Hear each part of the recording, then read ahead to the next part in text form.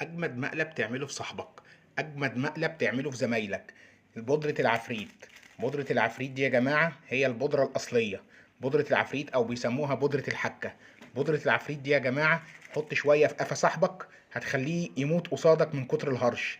هتضحك عليه من هنا لغاية بكرة. حط شوية في قفا أي حد مضايقك، أي حد عاوز تنتقم منه حطه بس شوية من الكيس ده في قفاه. شوف اللي هيحصل له إيه، هيفضل يهرش من هنا لغاية بكرة. للشحن والتوصيل طبعا الأرقام قصادكم اهي. البودره دي يا جماعه هي البودره الاصليه. بودره العفريت هي البودره الاصليه، هي دي اللي موجوده عندنا، هي دي البودره الاصليه. عشان في كتير من في السوق بودره مش اصليه فما بتعملش اي مفعول للهرش. هي دي اول لما تحط شويه بس في قفا صاحبك، في قفاه، في قفا صاحبك، هتشوف ايه اللي هيحصل له ايه. هتموت من كتر الهرش، هتفضل تضحك عليه من هنا لغايه بكره. ويا ريت بقى تصوروا عشان تقعد تضحك وتخلي الناس كمان تضحك معاك. للشحن والتوصيل زي ما انتم شايفين هي الارقام معاك.